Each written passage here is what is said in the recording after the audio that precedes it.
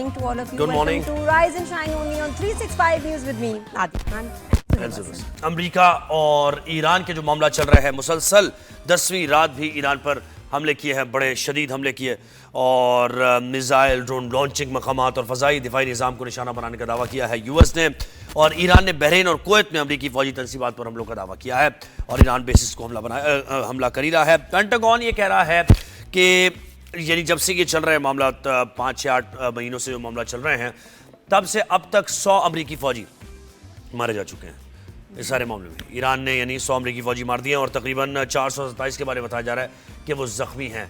तो ये एक बड़ी तशवीश है, ये पेंटागन में भी तशवीश है इसकी, सेंट्रल कमांड में भी कि एक हमारा फौजी मरेगा तो ईरान के उससे बहुत कई गुना जो है उसके बदले में हम मारेंगे। जी अच्छा, इसके साथ साथ खबर ये भी है कि ईरान के वजीर दाखिला पाकिस्तान आए हैं और पाकिस्तान का इंतहाई अहम नौयत का दौरा कर रहा है। बायलैटरल ताल्लुकात पर तो बात हो ही रही है, तिजारत पर भी बात होगी, लेकिन इसके साथ साथ जो ये खित्ते की सूरत हाल है इस पर भी तबादला ख्याल हो रहा है। और पाकिस्तान इस उम्मीद का इजहार कर रहा है कि कोई ना कोई मैसेज ऐसा वो लेकर आए हैं जिससे न सिर्फ पाकिस्तान और ईरान के ताल्लुकात, उनमें कॉन्फिडेंस बिल्डिंग मेजर्स ज़्यादा बढ़ जाएं। मीडिया से भी गुफ्तगू, तलाल चौधरी भी खड़े हुए जैसे आप देख रहे हैं और वज़ीर दाखिला मोहसिन नकवी भी हैं और ईरानी वज़ीर दाखिला भी यहाँ पर मौजूद हैं। बड़े क्रूशल टाइम्स हैं ये इस खित्ते के लिए, मिडल ईस्ट के लिए, यूएस के लिए, रशिया के लिए, चाइना के लिए, पाकिस्तान के लिए। तो ये इन क्रूशल टाइम्स में पाकिस्तान का जो किरदार है वो बड़ा प्रोमिनेंट है, बड़ा अहम किरदार पाकिस्तान इस वक्त अदा कर रहा है, बहुत ही जिम्मेदारी के साथ अदा कर रहा है, बैलेंस रहते हुए अदा किया जा रहा है किरदार। हमें ज्वाइन किया ब्रिगेडियर रिटायर्ड मसूद अहमद साहब ने। अस्सलाम वालेकुम, गुड मॉर्निंग ब्रिगेडियर साहब, कैसे हैं आप? वालेकुम सलाम, बहुत शुक्रिया जी सर।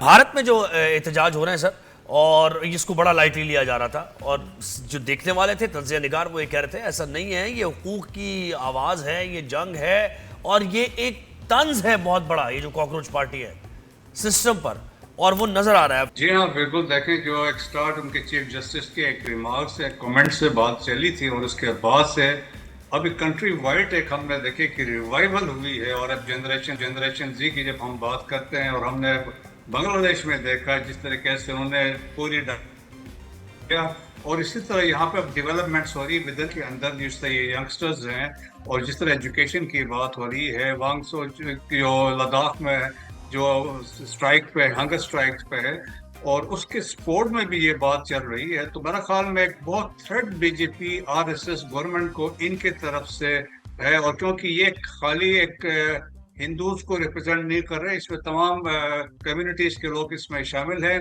और सही मानों में इंडिया में वो फील कर रहे हैं कि अगर ये फर्दर ऑर्गेनाइज हुई तो it will be a threat to the BJP RSS government.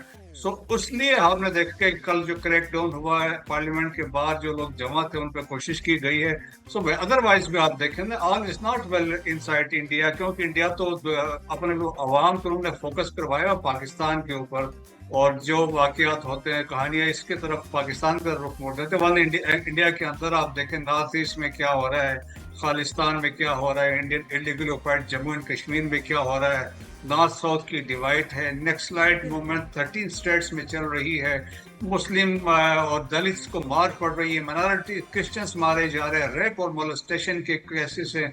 और दुनिया भर में कंसर्न का इजहार है। रिलीजियस फ्रीडम जो अमेरिका की तंजीम है, ऑफिशियल है, उनका कंसर्न है। टॉप लीडरशिप है, ओबामा के इंटरव्यूज हमने सुने हैं, उन्होंने कंसर्न का इजहार किया है। खुशवंत सिंह ने तो एक किताब लिख दी है, द एंड ऑफ इंडिया कह के। तो मेरा ख्याल में ये सारी कोशिश है कि इंटरनल डिस्टर्बेंसेस से अटेंशन डाइवर्ट करवा के पाकिस्तान और मुसलमानों पर फोकस किया है तो एस्केप। हाँ नहीं बिल्कुल, may be it's the beginning of a big revolution in India, जो कि रिक्वायर्ड भी है। सर ये बताइएगा जरा हुतीज का मामला भी बताएं कि रेड सी पे जो है ब्लॉकेट करने का उन्होंने अनाउंस कर दिया है, ये कितना अफेक्ट करेगा, सऊदीया को कितना अफेक्ट करेगा, दूसरे ममालिक को कितना अफेक्ट करेगा? देखिए ये जो हुतीस वाला वाकया हुआ है, अब ईरान ने इनको पहले से कहा था, जैसे हम आपको कहेंगे आपने इसको ब्लॉक करना है, तो अभी आप देखें कि रेड सी की इसलिए भी इम्पोर्टेंस है, बेसिकली रेड सी कनेक्ट करता है सुएज के थ्रू मेडिटेरियन यूरोप को विद गल्फ ऑफ अदन, और या एशिया के साथ इंडियन ओशन में एक लिंक बनता है, और 12% दुनिया की जो तजारत होती है वहाँ से होती है। और फिर ऊपर से देखें 4 मिलियन बैरल्स यूरोप की तरफ आयल जाता है, और सऊदी इस तरफ से जो उनकी यनबू की पोर्ट है वहाँ से जब रेड्स यहाँ से स्ट्रेट ऑफ हॉर्मुज बंद होती है तो वहाँ से वो 7 लाख मिलियन बैरल वहाँ से ऑयल को वहाँ से वो एक्सपोर्ट करते हैं। तो अब जो वाकया हुआ इसके बाद कोशिश ये करेंगे, होती इस पास में भी ये करते रहे, लेकिन they don't have the capability and capacity जिस तरह ईरान ने स्ट्रेट ऑफ हॉर्मुज में किया है कि वो इसको ब्लॉक बैठ के नहीं कर सकते, वो डिस्ट्रक्ट कर सकते हैं। द मिसाइल को फायर एक आध कर देंगे, आपको ड्रोन फायर कर देंगे जिससे डिस्ट्रक्शन होगी, लेकिन ओवरऑल जब देखेंगे कंसीव करें तो ईरान ने कहा था कि there are 2 choke points no they are blocking. एक तो बाबुल मंदब हुआ, दूसरा स्ट्रेट ऑफ हॉर्मुज हुआ। फिर उसके बाद उन्होंने ये भी कहा है कि it is a sort of a pincer movement, कि दोनों तरफ से जब आप हमला करते हैं तो दुनिया उसमें फंस गई है। और या फिर ईरान के जो अल-कुद्स फोर्स के कमांडर ने कहा था we are forming a belt, कि एक तरफ रेड सी बाबुल मंदब है, दूसरी तरफ स्ट्रेट ऑफ हॉर्मुज है। ये वही कंसेप्ट है किसी ज़माने में Iran, Syria, Iraq, Lebanon link थे। तो इस तरह के कंसेप्ट कर रहे हैं, लेकिन इससे फ़र्क कोई नहीं पड़ेगा। डिस्ट्रक्शन ज़रूर होगी, लेकिन ऑलरेडी देखें कि जो सऊदीज़ ने अभी रिसेंटली वहाँ पे किया था, जो सना में स्ट्राइक्स किए थे, क्योंकि सना में ऊपर जो नॉर्थ यमन है वहाँ पे हुती जमात अंसारुल्लाह की हुकूमत है। साउथ में जो अदन है जहाँ पे कैपिटल है वो इंटरनेशनली रिकग्नाइज गवर्नमेंट है जिसको सऊदीज और मोस्ट ऑफ द वर्ल्ड जो उसको सपोर्ट कर रहे हैं। तो नॉर्थ को ईरान सपोर्ट कर रहा है। तो लेकिन ये है कि अब रिसेंटली जो एक जहाज वहाँ पर लैंड करने की कोशिश की which was prevented by the Saudis, तो उस वजह से ये मसला चला है। लेकिन मेरा ख्याल में इतनी उनकी एबिलिटी और कैपेसिटी नहीं है डिस्टर्ब करने के लिए, लेकिन वो डिस्ट्रक्शन जरूर करेंगे, लेकिन टोटल कंट्रोल इसका वो नहीं संभाल सकते। जी, और इस सारी सूरत हाल को मद्देनजर रखते हुए सर, ईरानी वजीर दाखिला का सिकंदर मोमिनी का दौरा है पाकिस्तान, इसकी कितनी इंपॉर्टेंस है? और पाकिस्तान की वो स्टेटमेंट जो पाकिस्तान बार बार सऊदी अरब से मुताल्लिक़ देता रहा है, और अक्सर हमने ये देखा है कि जब इस तरह की स्टेटमेंट आती है या फिर कुछ होता है तो ईरान के साथ भी फ़ौरन ईरान राब्ते हमसे तेज़ करता है। तो इस कॉन्टेक्स्ट में ज़रा बताइए कितना अहम है ये दौरा? एक तो अहम दौरा पहले से प्लान था, लेकिन इस मौके पर आना इज वेरी इंपॉर्टेंट जो डेवलपमेंट अभी रीजन में हो रही है।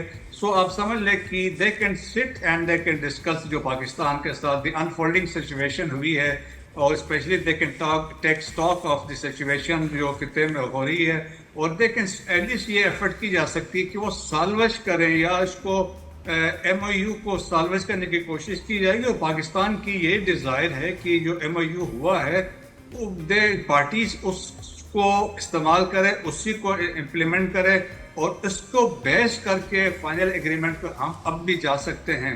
सो मेरे ख्याल में एक बड़ा अच्छा मौका है, इसमें बैठ के बातचीत हो सकती है। ऑलरेडी इतलात जो आ रही हैं, जो मीडिएटर्स है, बकौल अभी राइटर ने रिपोर्ट किया है, दे आस्क्ड ईरान और यूनाइटेड स्टेट्स को for a 10 day cease fire, ताकि बातचीत को आगे बढ़ाया जाए। और फिर देखें कि अभी भी दोनों ममालिक है, ईरान और अमेरिका, वो नहीं चाहते हैं कि एस्केलेशन वो वहाँ पे बढ़े, और दैट्स वाई आप देखें कि वो अटैक जो है टिट फॉर टेट वाले अटैक्स हो रहे हैं, तो मैसिव एस्केलेशन एज सच हुई नहीं है। तो मेरा ख्याल में इनका विजिट और जिस तरह इंटरनेशनल कम्युनिटी की तरफ से एक अवेयरनेस है कि अगर देखें चीज़ें स्पायरल आउट ऑफ कंट्रोल हो जाती हैं किसी मौके पे, फिर इसके consequences it will B disasters consequences होंगे खिते के लिए, जो जिस कंट्रीज भी नहीं चाहती हैं और ईरान भी नहीं चाहता है।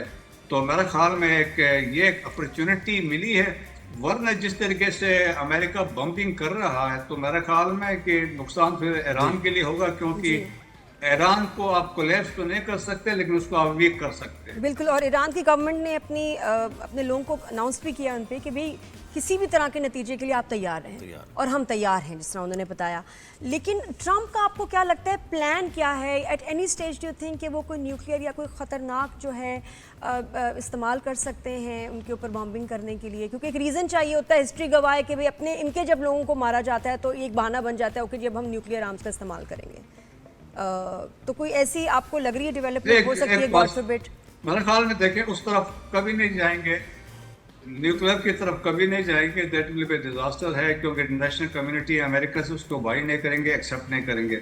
लेकिन जिस तरीके से बम्बिंग हो रही है हमने इसको देखा है, स्पेशली साउथ को फोकस किया गया है। अगर 4 सूबे हैं, बोशहर से लेकर सिस्तान, बलोचिस्तान और वो जो कोस्टल लाइन है दैट इज 1400 किलोमीटर की कोस्टल लाइन है, वहां पे कंसंट्रेशन की गई है, मैसिव बम्बिंग हो रही है दैट कोस्टल लाइन पे, पोर्ट्स पे बम्बिंग हो रही है। इनिशियली आपने देखा कि मिलिट्री टारगेट्स को हिट किया गया, सब्सिक्वेंटली सिविल टारगेट्स हैं जिसमें टनल्स हैं, ब्रिजेस हैं, और इसके बाद न्यूक्लियर पावर प्लांट्स को भी हिट किया गया है। मकसद क्या है, नॉर्थ साउथ से काटना चाहते हैं ईरान को, ईस्ट से वेस्ट से काटना चाहते हैं, और किसी स्टेज पे जिस तरीके से बम्बिंग की जा रही है तो वो कहा यही जा रहा है, असेसमेंट ये हो रही है कि एक they are laying foundation for amphibious operation या ड्रोन इन्वेजन, किसी सूरत किसी सिचुएशन में हो सकता है वो आके बैठ जाए। जी मुसा, अच्छा यूएस प्रेसिडेंट तो डिनाई इस बात को करते हैं कि जैसे कोई अमरीकी शहरियों का, अमरीकी फौजियों का नुकसान ही नहीं हो रहा, कोई अमरीकी जंगी साजो सामान का नुकसान नहीं हो रहा, लेकिन पेंटागन की रिपोर्ट तो कुछ और बता रही है। एक महीने के अंदर 400 से ज़्यादा अमरीकी फ़ौजी ज़ख्मी हुए हैं, फिर ये जब से मामला शुरू हुए हैं 100 से ज़्यादा अमरीकी फ़ौजी हलाक हो चुके हैं। तो ये बड़ा इसको कैसे देखा जाता है? आप इनके स्ट्रक्चर को देखते हैं, पेंटागन क्या कहता है, यूएस प्रेसिडेंसी क्या कह रही होती है, ये सारी चीज़ें, तो इस रिपोर्ट को किस तरीके से देखा जाएगा, मुझे बताएं इस बारे में। देखिए, चीज़ें डाउन प्ले की जाती है और हो सकता है कैजुअलिटीज इससे ज़्यादा हो जो उन्होंने एक्सेप्ट की हैं, तो बहुत ज़्यादा कैजुअलिटीज हो सकती है। फिर अमेरिका में एक साइकी है, जब आप कॉफन बॉक्सेस लेके जाते हैं तो उसका बड़ा एक इम्प्लीकेशन होता है आम पब्लिक के ऊपर। तो वो उसको, जिस तरह वियतनाम से जंग के बाद से डेड बॉडीज वहाँ पे गई, तो उसका सीरियस इम्प्लीकेशन है। ट्रंप का ऑलरेडी मसाइल है, पॉपुलरिटी उनकी गिर चुकी है, मिड टर्म इलेक्शंस आए हैं, पब्लिक ओपिनियन उनके अगेंस्ट है। तो एक तो ये चांसेस है कि ज़्यादा कैजुअलिटीज हुए, स्पेशली अभी जॉर्डन में भी हुई हैं। और इसके अलावा सेकंड जो है, देखें कि उन्होंने खुद तो कहा कि $29 बिलियन का नुकसान हुआ है, जबकि जो आम जो लोग हैं या इंडिपेंडेंट एनालिस्ट है वो तो कहते हैं जैसे ऑलमोस्ट $1 ट्रिलियन का नुकसान हुआ। दैट्स वाई उन्होंने बहुत ज़्यादा बजट मांगा है। सो नुकसानात है, चीज़ें आहिस्ता आहिस्ता खुलेंगे, लेकिन एट द सेम टाइम चीज़ें कवर अप कर रहे हैं क्योंकि मिड टर्म इलेक्शंस के पॉइंट ऑफ व्यू से चीज़ें हैं। लेकिन अमेरिका का बड़ा नुकसान हो रहा है, स्पेशली जो जॉर्डन में अभी रिसेंट स्ट्राइक्स हुए हैं, तो वहाँ पे बताया जाता है उनके बहुत सारे ब्लैक हॉक्स जो थे वो भी डिस्ट्रॉय वहाँ पे हो। अच्छा मुझे बताएं सर, एनर्जी सेक्रेटरी हैं यूएस के, और एनर्जी का दुनिया भर में क्राइसिस है, इस कॉन्फ्लिक्ट से दुनिया मुतासर हो रही है। ऐसे में एनर्जी सेक्रेटरी का ये कह देना यूएस के कि हम तो ऐसा बम्बार्डमेंट करेंगे ईरान पर कि ईरान को लग पता जाएगा और ईरान को ख़त्म कर देंगे, तो वो क्या ये मैसेज देना चाह रहे हैं कि यूएस मुतासर नहीं होना, एनर्जी का क्राइसिस हमारे ऊपर नहीं आना, ये दुनिया देखे क्या करना है? कि ये रेटरिक्स हैं, स्पेशली अभी भी पॉलिटिक हम देखते हैं कि ट्रंप के ऊपर प्रेशर डोमेस्टिक बहुत ज़्यादा है, स्पेशली जो गैस के प्राइसेस ज़्यादा वहाँ पे महंगे हुए हैं। अभी आपने देखें, आपने ब्लॉकेड भी लगा दिया है, बाबल मंडप में भी ये होता है, तो फिर ज़्यादा इन्फ्लेशन बढ़ेगी। फिर अमेरिका को ये करना पड़ेगा, अपने रिजर्व्स को मार्केट में लाना पड़ेगा, तो अमेरिका के लिए बहुत सारे मसाइल होंगे। प्रेशर डोमेस्टिक वो डेवलप हो रहा है, उनकी जिस तरह मैंने कहा पॉपुलरिटी है, रेटिंग भी गिर चुकी है, और डेमोक्रेट्स जो हैं वो ऑलरेडी इलेक्शन जिस तरह ममदानी के जितने सपोर्टर्स थे वो सारे जीत रहे हैं, तो बड़ा मुश्किल है। तो मेरा ख्याल में पब्लिक के लिए बहुत है, ये रेटरिक्स के तौर पे बयान है, जिस तरह ट्रंप कह रहा है कि हम तबाह कर देंगे, बर्बाद कर देंगे, लेकिन ऐसा अभी तक वो कर नहीं सके हैं। और लेकिन ये है कि ब्लॉकेड के बाद जो इम्प्लीकेशन होंगी दुनिया भर में तो होंगी, चाइना के लिए है, जापान के लिए, साउथ कोरिया के लिए, इंडिया के लिए है, लेकिन साथ ही जब इन्फ्लेशन बढ़ेगी और कीमतें चढ़ेंगी, हर चीज की कीमतें बढ़ेगी, तो यकीनी तौर पर पूरी दुनिया अमेरिका समेत मुतासिर होगी। बिल्कुल सही कह रहे हैं आप ब्रिगेडियर रिटायर्ड मसूद अहमद साहब, बहुत शुक्रिया आपने वक्त दिया हमें। और ट्रंप के जो बयानात होते हैं जिस पे हमें गुस्सा भी आता है, दुनिया को हंसी भी आती है, हैरानी भी होती है, यही जो स्टेटमेंट्स हैं, सोचें अगर आपको सब्सक्रिप्शन पे दुनिया से पहले आपको मिल जाए, इमेजिन पेइंग फॉर दिस, लेकिन ये कि कुछ लोगों के लिए इसमें अरबों का फ़ायदा भी है। तो ये वाकई इनके अकाउंट्स पे अब सब्सक्रिप्शन $1 लाख की जी शुरू हो गई है। अच्छा। जिस पे जी आप सब्सक्राइब करेंगे तो जो ये सबसे पहले आपको आपको बाकी दुनिया को थोड़ी देर बाद मिलेंगी, आपको पहले मिल जाएंगी। लेकिन उससे जो है कहते हैं कि जी ये ट्रेड मार्केट, स्टॉक मार्केट, इसमें बड़ा फर्क पड़ेगा, इन्वेस्टर्स को बड़ा फर्क लग पड़ेगा कि किसी एक स्टेटमेंट में उनको हिंट मिल जाएगा कि मार्केट ऐसे जाने वाली है, फौरन से जो है ना उसमें मैनिपुलेशन शुरू हो जाएगी। तो ये will you subscribe to Trump's statements? I wouldn't. सही बात। और देखा जब ट्रॉफी देने आए ट्रम्प, खैर एक ब्रेक भी लेना हाँ, वो भी हमने, ट्रॉफी वाली बात बताएं, वो वहीं पे break खड़े हो गए। हाँ। ट्रॉफी देने आए तो खैर स्पेन के कैप्टन कह रहे हैं बस ठीक है बस भाई आपने बहुत दे दिया, हो गया। आगे चलो हमारा मोमेंट बहुत हो गया है, ये। हम एंजॉय करने दो। और ट्रम्प साहब खड़े हुए साथ नहीं मैं भी I will also enjoy this moment. मतलब एक सेकंड नहीं जाने देते वो कि जी लाइमलाइट से दूर नहीं होना। क्या चीज है भाई। ब्रेक लेते हैं, ब्रेक के बाद वापस आते हैं तो और क्या बता रहे हैं, ब्रेक सोच में ही चले गए कि इतना मुश्किल होता है बिलीव करना कि प्रेसिडेंट ऑफ यूएसए ऐसे बिहेव मतलब लिया नहीं आपने क्या ब्रेक अभी? हाँ जी ब्रेक ले लें की तो ब्रेक ले लेना और हमने क्या बताना है लोगों को।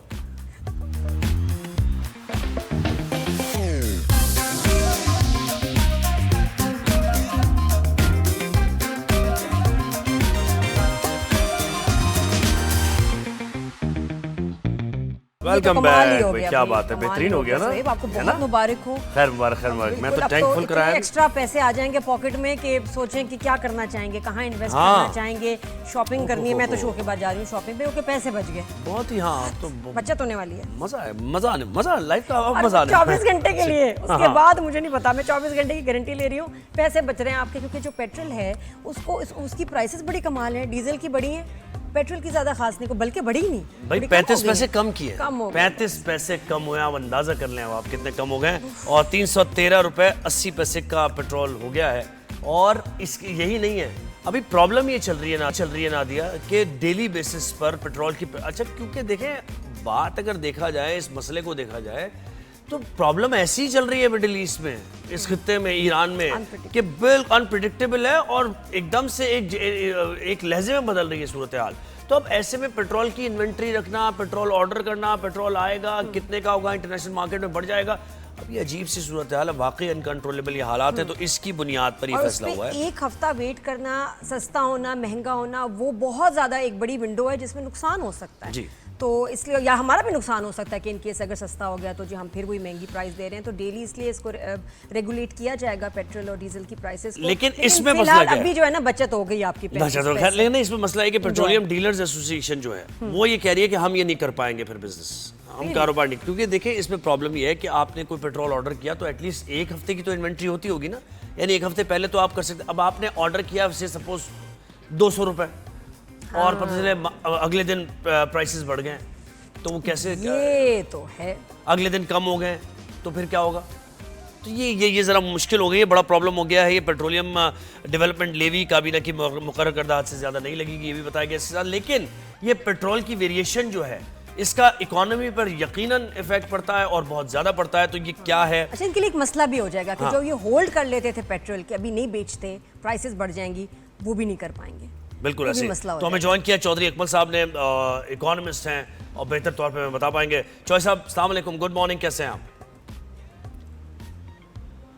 चौधरी साहब आवाज आ रही है आपको? जी, उनको हमारी आवाज नहीं आ रही जी। अच्छा, अब देखें पेट्रोल और डीजल की कीमतें 7 रोज के औसत आलमी नर्ख से मुंसलिक होंगी, यानी जो भी इंटरनेशनल मार्केट में, अब आप देखें ना कि कल जो इंटरनेशनल मार्केट पे रेट था वो तकरीबन 89 और 84 के करीब था, है ना। अब आज फिर चेंज हो गया है, फिर उससे पहले फिर चेंज हो गया, फिर 60 पे भी आ गया था। लेकिन अब ये जो बम्बार्डमेंट हो रहा है ये 90 से ऊपर ही जाएगा। ये प्राइसेस आप ये मत समझे कि 35 पैसे जो कम किए, मुझे नहीं समझ आ रहा है कि गवर्नमेंट ने क्यों कम किए हैं ये। बिल्कुल। और अगर अभी रेड सी जो है वो वहां ब्लॉकेट लग जाता है तो फिर प्राइसेस का क्या हाल होगा। चौधरी अकमल साहब ने हमें ज्वाइन कर लिया है। अस्सलाम वालेकुम चौधरी साहब, कैसे हैं आप? जी वालेकुम सलाम, अल्हम्दुलिल्लाह बिल्कुल ठीक ठाक खैरियत। सर पेट्रोल की कीमतों का तयन कैसे किया जाए सर, मुझे ये बताएं आप इन हालात में, क्या ये सही फैसला है, डेली बेसिस पर किया जाएगा, हफ्तावार हो, कैसे हो? देखें, तेल की कीमत का तयन जो है वो रोजाना की बुनियाद पे किया जाए, हफ्ते की बुनियाद पे किया जाए, 15 दिन की बुनियाद पे किया जाए, महीने की बुनियाद पे किया जाए, अल्टीमेटली कॉस्ट उसकी या आपने पे करनी है या मैंने पे करनी है। नुकसान जो है ना वो सिर्फ अवाम ने उठाना है। बाकी ये जो लॉजिक है आजकल के, जी पहले 15 दिन था, फिर उसके बाद उसको एक हफ्ते पे किया, आप डेली बेसिस के ऊपर कर रहे हैं, तो उसके पीछे जो सब्सटेंस है वो मैं बड़ा शॉर्टली आपको बता देता हूँ वो क्या है। बेसिकली ये जो ऑयल मार्केटिंग कंपनीज होती हैं, स्टॉक इनका जो है ना एक मेजर एसेट होता है। इसकी मैं मिसाल में ऐसे दूंगा, जैसे फॉर एग्जाम्पल आपके पास अगर आजकल के जमाने में कोई 10 तोले गोल्ड भी पड़ा हुआ है तो आप मार्केट को देखें किस तरीके से वो वल्नरेबल है, फ्लक्चुएट बड़ी तेजी से करती है। सुबह में और शाम में कीमतों का बड़ा फर्क होता है। तो एज लॉन्ग एज कीमत ऊपर जा रही होगी तो यू विल बी हैप्पी कि मेरा स्टॉक जो है ना वो महंगा होता जा रहा है, लेकिन जहां कीमत नीचे आना शुरू होगी तो you will be concern. Same is the case with oil marketing companies या ऑयल प्रोड्यूसिंग रिफाइनरीज। ये बाय करते हैं स्टॉक, इनका तकरीबन 15 दिन का मुख्तलिफ मराइल के ऊपर होता है, मुख्तलिफ स्टेज के ऊपर होता है स्टॉक। कुछ स्टॉक इन्होंने परचेज किया हुआ होता है, कुछ शिपमेंट्स इनकी रास्ते में होती हैं और कुछ इनका जो है वो यहाँ पे स्टोर पड़ा होता है। तो 15 से 20 दिन का इनका स्टोरेज होता है और that is a huge cost. और जब वो प्राइस ऊपर जा रही होती है तो उस वक्त they are happy, they have nothing to do with public और कोई कंसर्न नहीं है। बट राइट नाउ पिछले दिनों में आपने देखा जो एकदम से जंप आया, हुकूमत ने 30 रुपए जो है वो प्राइस को नीचे किया तो उससे सब्सटेंशियल लॉस उठाना पड़ा ऑयल मार्केटिंग कंपनीज को या डीलर्स को या जो भी स्टोर कर रहे थे। तो उसको देखते हुए इन्होंने अंदाजा लगाया कि ये इस तरीके से अगर हमें जो है वो 15-15 दिन तक इंतजार करना पड़ेगा, मार्केट अचानक नीचे आ जाती है तो हमारा तो नुकसान है। इसलिए इन्होंने जो है वो इन्फ्लुएंस किया ये कि जो है ना प्राइस को जो है ना रोजाना की बुनियाद के ऊपर किया जाए। अब होगा ये कि मार्केट अगर ऊपर जा रही होगी तो ठीक है, ये लोग स्लो एंड ग्रेजुअली कर रहे होंगे। इसी तरीके से अगर मार्केट जब नीचे आएगी तो इमीडिएटली ये आवाम को रिलीफ नहीं देंगे, बल्कि अपना वो जो लॉस जो उनकी इन्वेंट्री के ऊपर, जो उनके ऊपर स्टॉक के ऊपर हो रहा होगा, उसको ये लोग रिकवर करके आहिस्ता आहिस्ता करेंगे। तो ये बड़ा सिंपल और सादा जो है ना वो इसका ऑब्जेक्टिव है। बाकी कहानियां लफाजियां बहुत हैं कि जी इसमें ये मसले थे, उसमें वो मसाइल थे। भाईजान कोई मसले मसाइल नहीं थे, अभी भी वो मसले मसाइल जो पहले हफ्ते बाद होते थे अब वो जो है ना वो रोजाना होंगे कि जी प्राइस अगर बढ़ गई है तो वो लोग पेट्रोल पंप वाले रोक लेंगे, नहीं देंगे आवाम को कि यार रात को देंगे। तो हाँ, ये है कि फिर उसके बाद जब वो तंग होंगे तो तंग करेंगे भी, बिल्कुल, और ये उसको एक्सेप्ट करेंगे, नहीं करेंगे तो किस तरह की कॉम्प्लिकेशंस आ सकते हैं। जी यही कॉम्प्लिकेशंस आएगी ना कि अब फर्ज करें प्राइस ऊपर जा रही है तो जो मालिकान है पेट्रोल पंप वाले हो या इवन जो डिस्ट्रीब्यूटर्स हो, दे आर हैप्पी कि ठीक है कोई मसला नहीं है, 4 बजे अगर अनाउंस हुई है कीमत तो ये उसी वक्त से बढ़ा देंगे। बट जब कम होगी और सब्सटेंशियल कमी आएगी जिसकी उम्मीद नहीं है, आप रोजाना की बेसिस के ऊपर करेंगे तो ये सब्सटेंशियल कमी ट्रिकल डाउन इफेक्ट नहीं आएगा। और सर वैसे भी देखे ना, पेरिशेबल आइटम थोड़ी है, कोई सब्जी थोड़ी है या फ्रूट थोड़ी है कि 2 दिन रखने के बाद वो गल सड़ जाएगा। इसकी तो होल्डिंग हो सकती है, शॉर्टेज क्रिएट कर देंगे, है ना। बिल्कुल, मैं बिल्कुल ऐसे ही कह रहा हूँ कि बुनियादी जो मकसद है तो इन्होंने तो अपने लॉस को हेज किया है, अपने लॉस को इन्होंने जो है ना वो नुकसान अपने, और वो लॉस भी इनके अपने जेब का नुकसान नहीं है, ये फायदे में से जो इनको नुकसान हुआ है वो भी इनसे बर्दाश्त नहीं हो रहा है। वो नहीं तो गवर्नमेंट को क्या करना चाहिए सर? गवर्नमेंट को क्या आप सजेस्ट करेंगे, क्या करना चाहिए? गवर्नमेंट को एज ए रेगुलेटर जो है ना इनकी इन्वेंट्रीज के ऊपर स्ट्रिक्ट कंट्रोल रखना चाहिए था, स्ट्रिक्ट मॉनिटरिंग रखनी चाहिए थी। देखिए कॉस्ट का बड़ा बेसिक एलिमेंट है इसमें, जैसा मैंने बताया ना कि इनका मुख्तलिफ मराइल के ऊपर होता है, तो उस स्टॉक की असल वैल्यूएशन करना जो है ना वो बड़ा जरूरी है। अब ये तो कहेंगे ये हमारे पास इतना स्टॉक नहीं, इतना पड़ा हुआ है, किसी ने जाके कोई वो पैमाना लेके तो नहीं चेक करना है। तो इस प्रोसेस को ट्रांसपेरेंट होना चाहिए, डिजिटल होना चाहिए कि उनके पास जो स्टॉक पड़ा हुआ है जो ये कम्युनिकेट कर रहे हैं वही, अदरवाइज ये गलत कम्युनिकेशन करके भी जो है ना वो कीमत को अननेसेसरी बढ़ा रहे होते कि ये हमारा तो इतना स्टॉक है और उसके नतीजे में हमारी एवरेज कॉस्ट इतनी पड़ रही है जो कि एक्चुअल से ज्यादा होगी। तो नतीजा ये होगा कि इनका प्रॉफिट बढ़ता जाएगा और आवाम के लिए प्रॉब्लम। तो हुकूमत को ट्रांसपेरेंसी इसमें लानी चाहिए और चीज को बिल्कुल जो है ना वो कीमतों के तयन को, जो खास तौर पे ऑयल मार्केटिंग कंपनीज के पास या ट्रांजिट में जो स्टॉक है उसकी वैल्यूएशन जो है ना वो परफेक्ट होनी चाहिए। उसमें जरा सी भी अगर मैनिपुलेशन होगी, कमी बेशी होगी तो नाजायज मुनाफाखोरी होगी, आवाम का नुकसान होगा और पब्लिक का इसमें कोई ऐसा इंटरेस्ट नजर नहीं आ रहा। साहब पब्लिक इसको एक्सेप्ट भी करेगी कि ओगरा जो है प्राइसेस जो है उसको रेगुलेट करे, गवर्नमेंट नहीं करेगी। भाई गवर्नमेंट को तो फिर भी हम मान लेते हैं, ठीक है, उनसे सवाल भी कर सकते हैं, लेकिन ये कि ओगरा अगर करेगी तो फिर इतना इख्तियार दे देना, इतना इख्तियार दे देना कि जी प्राइसेस, और ये लोग कैसे इसको एक्सेप्ट करेंगे, हजम कैसे करेंगे?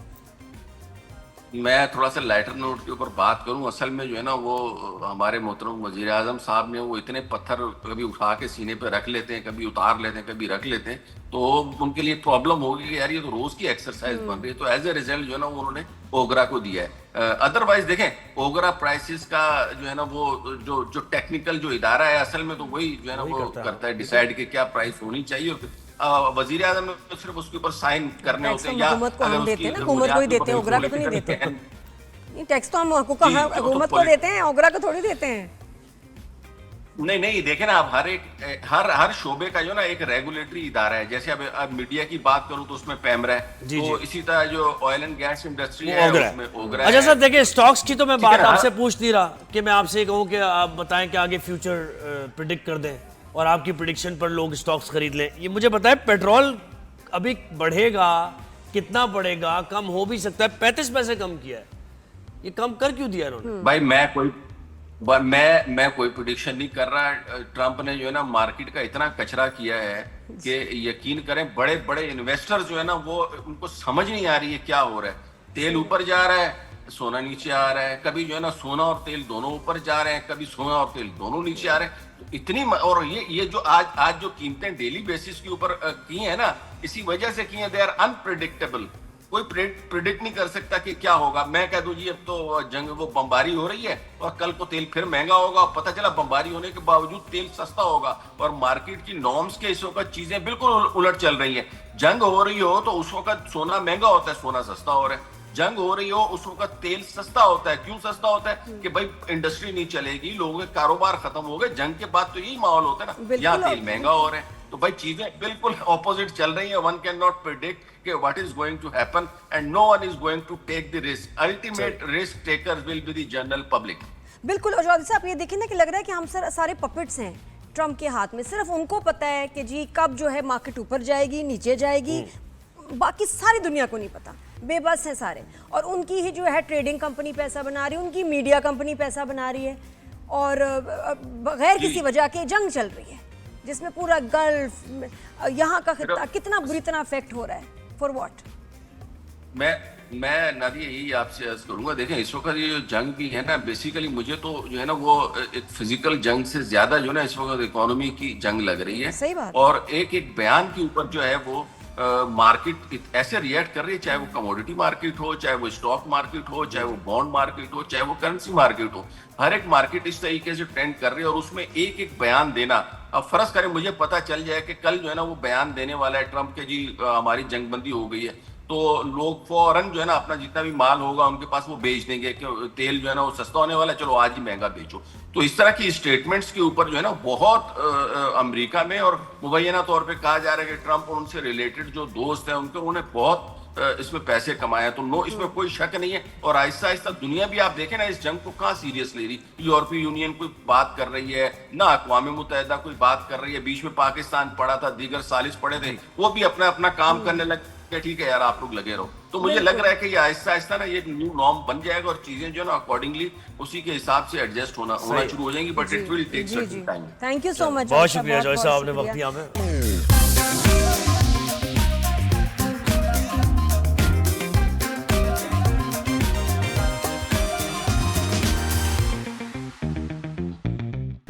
Welcome back. Good morning everyone. जी अच्छा जी, कल हम लोग सभी बहुत परेशान थे, और जिस तरह हमने देखा कि उस फैमिली के साथ लोग कराचीआइट्स खड़े हुए और सोसाइटी के लोग भी खड़े हुए, वो सब नजर आ रहा था। अच्छा, हमने भी एक बच्चा किडनैप हुआ। जी जी नॉर्थ नाजमाबाद की बात है ये। जी जी, एक निजी हाउसिंग सोसाइटी है। उधर बात हुई, और हमने स्पेशल उसकी क्लिप भी बनाई। बहुत परेशान, पूरा पाकिस्तान ही बहुत परेशान था कि बच्चा जो है बस जल्दी से मिल जाए। जो फुटेज देखी बहुत ही डिस्टर्बिंग थी, और थैंक गॉड सबसे अच्छी बात है कि बच्चा जो है मिल गया बाहिफाजत, बच्चे को कोई नुकसान नहीं पहुंचा। अच्छा, एसएसपी वेस्ट ये बता रहे हैं कि अब पुलिस ने खुफिया इत्तला पर ठट्टा के इलाके घारों में ये कार्रवाई की है, और ये कामयाब कार्रवाई करके बच्चे को बाजियाब कराया। लेकिन अभी इसमें सवाल आती हैं। खैर, ये तो हमने कह दिया, बहुत खुशी की खबर है, पेरेंट्स के लिए साय ऑफ रिलीफ है, सबके लिए। सभी परेशान थे कि एक छोटा सा बच्चा, पता नहीं क्या उसके साथ अल्लाह ना करे, लेकिन ये कि बहुत अच्छी खबर है। लेकिन इसमें सवाल आती हैं कि घरों में कार्रवाई की, बहुत अच्छा किया, कार्रवाई किए तो किडनैपर्स कहाँ भाग गए, फिर किसने इत्तला दी? नहीं पकड़े गए। अब वालिद जो हैं वो ये बता रहे हैं कि एक फार्म हाउस के मुलाजिम ने फ़ोन पर बताया कि एक बच्चा मिला है, तो वो भागे भागे घरों पहुँचे, तो वहाँ पर उन्हें बच्चा मिल गया। फिर मालूम ये भी हुआ कि फ़ोन कॉल्स उनको आई थी, और रैंसम के लिए वो कॉल्स की जा रही थी। तो वो कॉल्स कौन कर रहा था, कॉल्स ट्रेस हुई हैं अभी तक या नहीं हुई हैं, कहाँ से वो कॉल की गई हैं? तो ये सारे शवाहिद, सीसीटीवी फुटेज, और ये सारी कि वो इन्फॉर्मेशन टिप आई है तो पता चला बच्चे हाँ। का, या पुलिस ने इन्वेस्टिगेट करके उनको भी फैक्ट्स पता चले और वो भी, उनको भी पता था बच्चा कहाँ है, उनका क्या रोल था इसमें, बड़ा जरूरी है इसमें ये कॉल, और साथ में ये कि किसी का पकड़ा ना जाना, ये बड़ी अजीब। और घारो पहुंचा कैसे बच्चा, कौन लेकर गया, क्या एक ही मकसद शख्स क्या था? इन्वॉल्व है, मकसद यही क्या इसी था? बाइक पे बिठा के घारो डायरेक्ट पहुंच गया, या फिर और भी इसका कोई नेटवर्क है मौजूद, और वो बंदा कहाँ गया जो किडनैपर था, किस तरफ रवाना हुआ, ये जिसने कॉल की उसने अपने घर में रखा, घर से बाहर रखा, कितनी देर तक रखा, कब ये क्योंकि बच्चा देखिए मिला था। ये टारगेटेड था कि इसी बच्चे को उठाना जी। है, या ये कि कोई उसको लगा कि भी वल्नरेबल कंडीशन में कोई भी बच्चा मुझे मिल जाए मैं उसको उठा लूं, रैंडम था या प्लान था, ये जानना फैक्ट्स बड़ा जरूरी है, तब तक आप ऐसे क्राइम्स को रोक नहीं सकते। और देखिए पेरेंट्स तो बिल्कुल जितना ज़्यादा कंसर्न थे, उनके तो बच्चा है, एक माँ का ज़रा बच्चा उसे छीन लिया जाए तो कितनी परेशान होगी। पेरेंट्स आ रहे थे हमारे शो पर, लेकिन उनकी कंडीशन ऐसी नहीं थी और उनको कुछ मौका भी देना चाहिए। मैं ये सोशल मीडिया के लोगों से और सबसे कहूँगा थोड़ा सा उन्हें रेस्ट करने का भी मौका दें, थोड़ा काम डाउन होने का मौका दें। ऐसा नहीं है कि आप उनके घर पे पहुँच जाएं हर वक्त, नहीं, और हर जज वक्त करना, इंटरव्यू माँ बाप उनसे जज करना गलत बात ये है। सोचें। सबसे इम्पोर्टेंट बात ये कि क्यों बच्चे किडनैप होते हैं, क्या वजह है, और ये तो अल्हम्दुलिल्लाह माशाल्लाह बच्चा वापस पहुंच गया अपने माँ बाप तक, कितने बच्चे तो पहुंचते ही नहीं। बिल्कुल। तो ये क्या हो रहा है, ये पाकिस्तान में इतनी तेज से ये लहर आई है, ये इसको रोकना बड़ा जरूरी है। जी। इसके बारे में we need to know the facts why. मुल्जिमान बच्चे को घरों में छोड़कर फरार हो गया। अभी फरार क्यों हुए, जब उन्होंने इतनी, यानी आप देखें कि निजी हाउसिंग सोसाइटी, गेटेड कम्युनिटी में वहाँ एंटर हो गया, एंटर होके उसने बच्चे को किडनैप भी कर लिया, किडनैप करके वापस भी ले गया आराम से, तो और फिर उसके बाद वो छोड़ के फरार भी हो एक गया। शख्स भी नहीं पकड़ा गया। ऐसी क्या टेक्नोलॉजी थी उनके पास जो वो गायब हो गए एकदम, गायब हो गया बिल्कुल। और फिर उनका मकसद तो पूरा हुआ नहीं। 50 लाख रुपए उन्होंने तावान मांगा था। फिर कौन इन्वॉल्व था, पूरी तहकीकात हो रही है। खैर पुलिस पे हमें ट्रस्ट है कि पूरी तहकीकात होंगी ताकि इस तरह के वाक़यात आगे ना हो और ऐसे बच्चे अगवा ना हो, क्योंकि बहुत से ऐसे बच्चे और बच्चियां हैं जिनका पता नहीं चल रहा। अभी वो अपने घर के बाहर निकले गली में और गली से गायब हुए तो पता ही नहीं चला। अभी 2-2, 3-3 साल गुजर गए कि वो बच्चे गए कहाँ। खैर ये खुशकिस्मत बच्चा था और इसके वालिदैन भी खुशकिस्मत हैं। अब ये क्या ख्याल करना चाहिए अपने बच्चों का। नहीं, लेकिन और यहाँ मीडिया का रोल आता है। मीडिया को अभी यहाँ आराम से बैठना नहीं चाहिए। शुक्र है फैमिली तो अल्हम्दुलिल्लाह अभी उनको वो आराम से हैं जी। अल्लाह उनको हमेशा खुश रखे। लेकिन मीडिया का काम अब ये कि हम पता कराएं क्यों हुआ, किसने किया, क्यों हो रहा है ये पाकिस्तान में।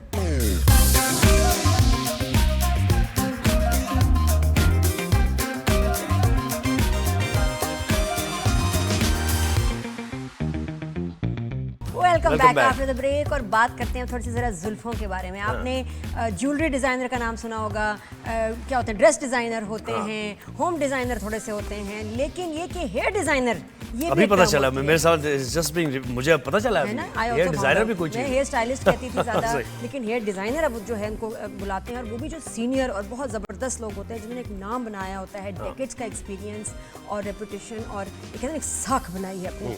हुमा हमारे साथ मौजूद है। और बाल बनाने के लिए बालों का होना जरूरी है, तो जिनके बाल है वो देखें ये सेगमेंट। वो भी देख ही लें, कोई बात नहीं, तो थोड़ी सी इन्फॉर्मेशन ही मिल जाती है आपको। लेकिन हुमा यहाँ है, और हुमा का मुझे आई रिमेंबर 90s में I would go to a salon and she would do my hair commercials वगैरह के लिए।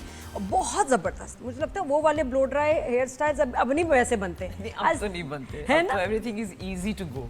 अच्छा, वो जो आप एक पोज बना के खड़ी में, वो हुमा नहीं बनाए, हाँ, मेरे तो पुराने वाली जो मैं देख रहा जितने था 90s में मैंने कमर्शियल्स किए बड़े बड़े, Huma used to do my hair. वो बना के ऐसे करके जैसे खड़ी। नादिया का पहला कमर्शियल था, इस्लामाबाद से हम मरी गए थे। इट वाज डालडा, हाँ, विनी भी थी साथ, और हम लोग में मेकअप आर्टिस्ट क्या थे। बात क्या बात है। वो स्टिल शूट भी तो किए थे ना आपने, कुछ हाँ हाँ। नादिया। हाँ, स्टिल्स उसके अब तो नहीं, कहाँ तस्वीरें घुमा और दी। उसके बाद फिर आप लेकिन दुबई चली गई। उस वक्त जो हेयर स्टाइल्स और टेक्निक होती थी, और अब देखें ना 30 साल का टाइम है बीच में, क्या फ़र्क आया हेयर स्टाइल में? पहले ये था कि एक्सटेंशंस इतनी अवेलेबल नहीं थी, लोगों के पास इतनी मतलब अवेलेबिलिटी नहीं थी। जैसे अब माशाल्लाह हर एक्टर के पास अपने सर के हिसाब से, साइज़ के हिसाब से लेंथ है, शॉर्ट बाल है, विग्स हैं।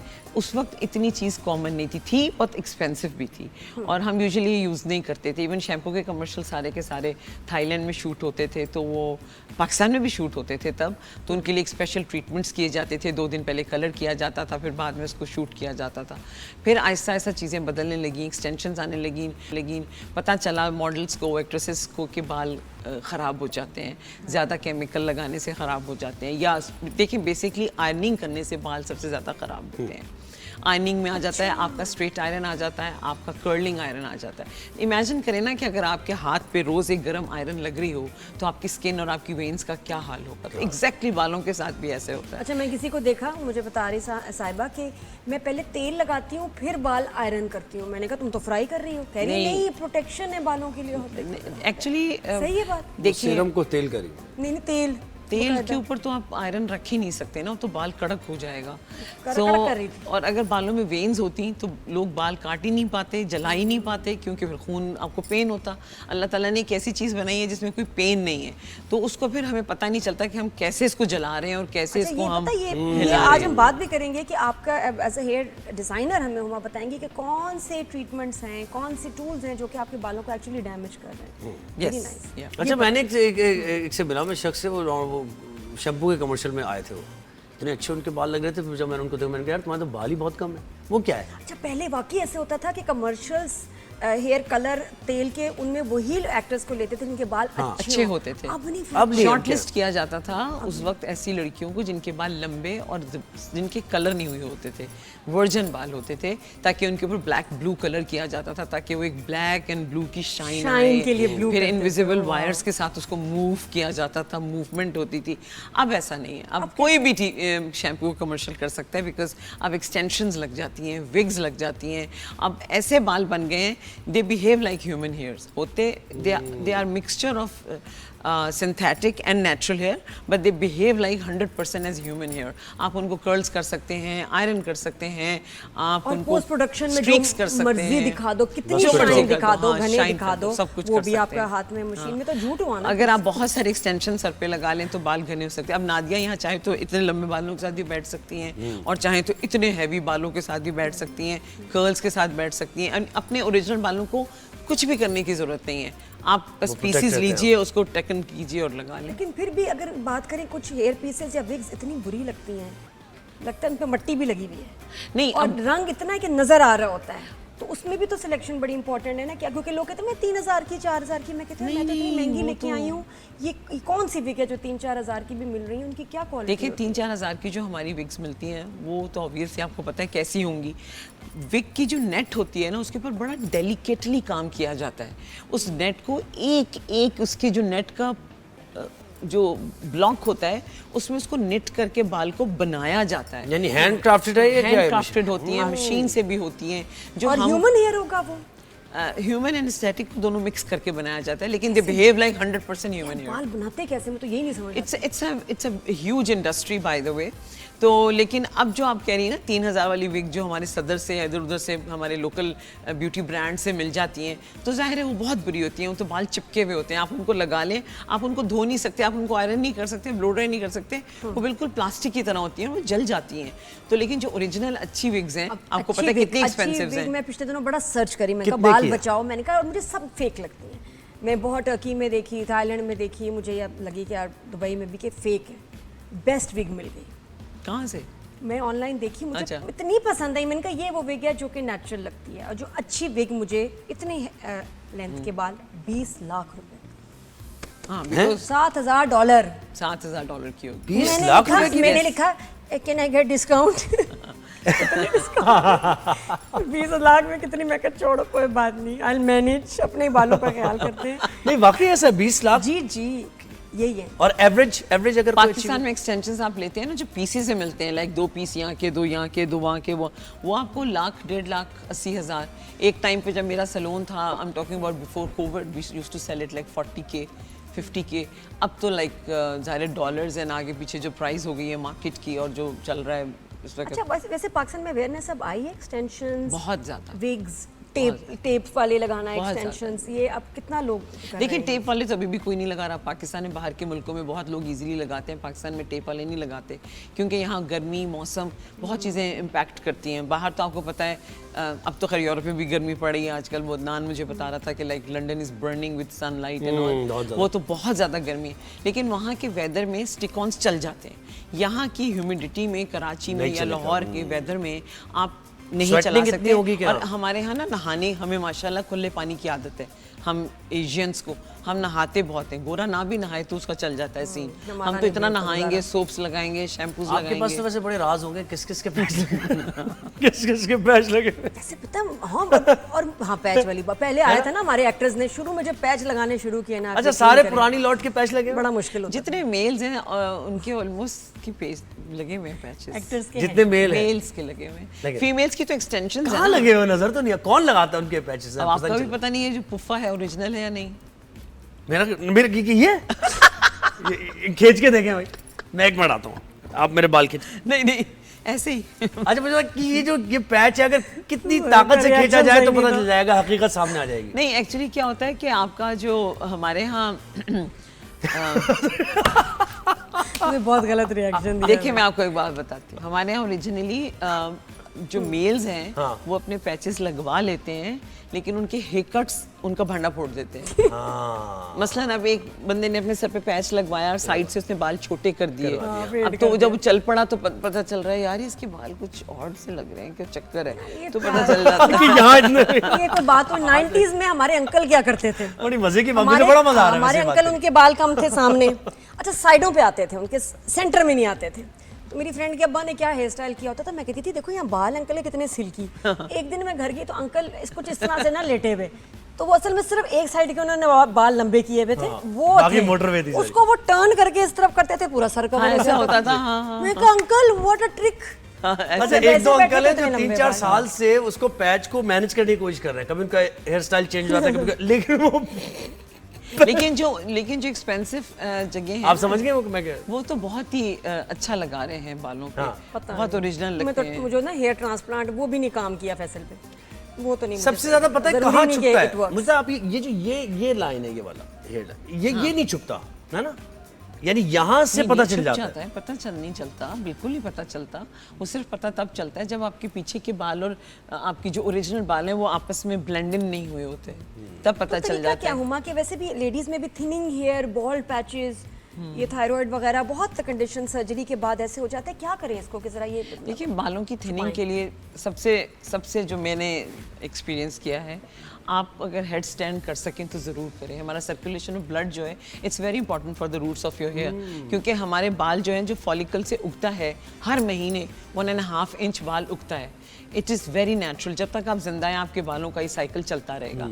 ठीक है, आपके बालों को आपके न्यूट्रिशंस ये नहीं होते कि जितना बाल उगता है उतना ही उसको न्यूट्रिशन मिलता है, बाकी जो बाल उग के लंबा हो जाता है वो एजिड बाल हो जाता है। तो जो यहाँ से बाल यहाँ तक आएगा तो उसको साल लगेंगे ना, महीने लगेंगे। तो जो बाल यहाँ तक आ रहा है उस बाल में ना खाना है ना पीना है, सिर्फ आपकी न्यूट्रिशन जो भी आप खाते हैं वो आपकी स्कैल्प के फॉलिकल तक रहती है, उसके बाद नहीं जाती वो नीचे। अच्छा लेकिन चलो फिर भी अब जो है थिनिंग जो है और बॉल्ड पैचेस, इसको छुपाना कैसे है? इसको हम छुपाने क्या कर के लिए सकते हैं देखिए, cosmetic? छुपाने के लिए अब तो बहुत सारी चीज़ें आ गई हैं, अब तो स्प्रेज आ गए हैं।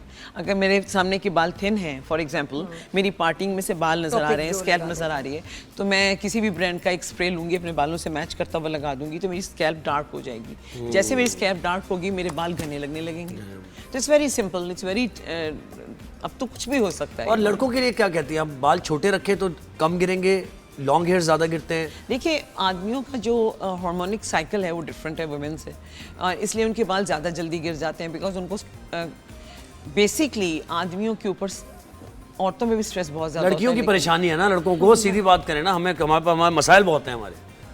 नहीं इतने मसाइल नहीं होते। मसला ये कि हमारे यहाँ एक ही तरह का हेयर कट करते हैं ना, हमारे पाकिस्तानी आदमियों को आप देखें, आप जितने भी आदमी को आप मुड़ के देखेंगे सबके बाल यहाँ से छोटे होंगे और आड़ी बीच मांग में के एक बेचारे बना साइड देंगे। की पार्टिंग का एक पुफ बना हुआ होगा। That is the style everybody is caring, right? लेकिन आप देखिए बाहर के मुल्कों की तरफ देखें, उनके यहाँ के बाल स्टाइल हुए हुए होते हैं, बैलेंस से लेयर्स कटे हुए होते हैं। टॉम क्रूज को देख लें, वो वुल्फ कट चल रहा है आजकल। आप फीफा में देख लें, उसके बाल कितने अच्छे लग हमारे रहे हेयर हैं। स्टाइलिस्ट कहता है बेटा फेडिंग कर दूं, हाँ मैसी बनाओ मैसी, ताकि उसका काम फौजी आसान कट, हो। फौजी कट है नहीं, एक टर्म। अब मैसी के हेयर कट में क्या है कि उसको मशीन मारनी है। मैं खुद अभी कीनू के बाल कटे, मैं ना पता नहीं सकती कितना मुझे धचका लगा है। इनका बेटा अभी नहीं, तुम्हें 2 मुस्तफा हफ्ते कटे बाहर हैं। नहीं जाना। मुस्तफा के ऐसे हाँ, जबरदस्त कटे हैं नहीं, स्पेन में। हमारे तो बड़े यहाँ बड़े बुरे कट रहे हैं, क्योंकि वो इस यहाँ हेयर स्टाइलिस्ट को simple होता है एक ही बस स्टाइल फेड है कर ना। दो, मेसी एक ही बना स्टाइल दो, है। रोनाल्डो बना दो, तो बाल हमारा काम आसान हो जाए। हाँ। उनको कैंची से नहीं काटनी, उनको मशीन से उसको हाँ, जो है मशीन फेड से करना है, करना है, बिल्कुल बिल्कुल, गंजा करके भेज दिया बच्चे को। मैं बड़ी परेशान हूँ। और क्या पूछना था आपने, और सवालात आपके हमारे रह गए? सवाल लड़े बहुत हैं। अच्छा मुझे ऐसा थोड़ा सा हेयर कलर के भी बात फिर हो जाए कि जी जो बॉक्स डाई है, हम कभी सैलून्स जाते हैं और वो कहते हैं कि आपके बाल, अरे ये क्या किया आपने, डब्बे वाला कलर किया, घर पे खुद किया, अब तो वो कलर नहीं आएगा जो आप चाह रहे हैं, क्यों बॉक्स कलर किया, मरकरी है उसमें, ख़राब हो जाता है। फिर मार्केट में इतने एक्सपेंसिव इतने अच्छे डाइज हैं, तो उसे जो कहते हैं कि डैमेज नहीं कर रहे। देखिए हमारे बहुत सारे ब्रांड्स हैं जो ऑलरेडी इंटरनेशनली बहुत अच्छा काम कर रहे हैं, ठीक है, बॉक्स डाइज हैं, बट बॉक्स डाइज को आप देखें कि अगर मैं आपके सर पे हेयर कलर ट्यूब लगाती हूँ तो मैं आपसे प्रोसेसिंग टाइम लेती हूँ 45 मिनट्स 35 मिनट्स, वैसे नेचुरल 25-35 मिनट। लेकिन बॉक्स डाई आपने ये लगाया 5 मिनट में आपने वॉश किया और आप निकल आए, तो डेफिनेटली उसकी केमिकल, उसकी हाइड्रोजन, उसका वॉल्यूम, उसकी processing is different. It has a very strong chemical in it, 5 minute में कवरेज कर रहा है, राइट। वो हालांकि इंटरनेशनल ब्रांड्स आपको ट्यूब्स भी दे रहे हैं, साथ आपको वो भी दे रहे हैं, क्योंकि वो देख रहे हैं। अच्छा बात यह है कि हमारे मुल्क में तो फिर इतना है कि घर की आपने मेड से लगवा लिया डाई और बहनों ने आपस में मिलकर लगा लिया। बाहर के मुल्कों में तो आपको पता है वहाँ ना लोग पैसे खर्च करना चाहते हैं ना कुछ करना चाहते हैं, वो अपना बॉक्स डाई लेते हैं, सर पे लगाते हैं और निकल जाते हैं। Is it harmful? मैं उसमें ये जानना It's चाह not रही हूँ कि harmful. सैलून का कलर और बॉक्स डाई में क्या फर्क है? जो देखिए- वो कहते हैं कि ये आपने क्यों कलर किया, इससे अब दूसरा कलर अच्छा नहीं हो पाएगा, ये उतरेगा नहीं, ये क्या बातें सही हैं? बॉक्स डाई में एक्चुअली मेटल यूज़ किया जाता है, मर्करी एंड मेटल की क्वांटिटी ज़्यादा होती है, तो आपके पोर्स में जब आपके बालों के क्यूटिकल्स में वो मेटल रह जाता है, तो आप अगर बालों को लाइट करना चाहते हैं तो फिर आप लाइट नहीं कर पाते, फिर आपको उसी टोन में रहना पड़ता है जो टोन आप यूज़ कर रहे हैं, भले वो मीडियम है, भले वो लाइट है, भले वो डार्क है, आप फिर अपने बालों का colour up and down change नहीं कर सकते, आप वैरायटी नहीं ला सकते अपने कलर में, बेसिकली और अभी इस वक्त आजकल फैशन में कौन से कलर्स हैं? ये भी पूछते हैं पूछिए कोई नए कलर्स और टेक्निक्स, बिलियाज, 50,000 रुपए लग रहे हैं मेरे जेब से गए ना 50,000 जी जी, रुपए अब तो बहुत, हाँ बेगम को हेयर कलर कराया है। बड़ा मुश्किल सूरत हाल हो जाती है। नहीं देखिए अभी balayage is very much in ash colour जो आपने भी पहना हुआ है, you are wearing exactly the colour the most परसों इन कराएं। फैशन नाउ, और शैग चल रहा है, very short layer and bobs चल रहे हैं। और जेंट्स में क्या चल रहा है? पाकिस्तान बस में वही तो वही एक चल रहा है, आड़ी मांग पाकिस्तान- है ना, फौजी कट। पाकिस्तान में तो एक ही स्टाइल बाल चल ना गिरे इसके लिए आप क्या लोगों को सजेस्ट करें? देखिए बाल ना गिरे उसके लिए सबसे करना पहले क्या आपको अपने माइंड को बिल्कुल, आपका माइंड जो है ना वो एक गमले की तरह है, आपकी थॉट्स आपके बालों को ग्रो करती तो हैं, माइनस हो गया, ये और तो हो नहीं आपके थॉट्स से आपके बाल गिरते हैं। क्या भाई, कहा ये तो था हो नहीं मैंने क्या कहा था, बालों से बातें करें, प्लांट्स की तरह होते हैं, प्यार दें, अटेंशन दें।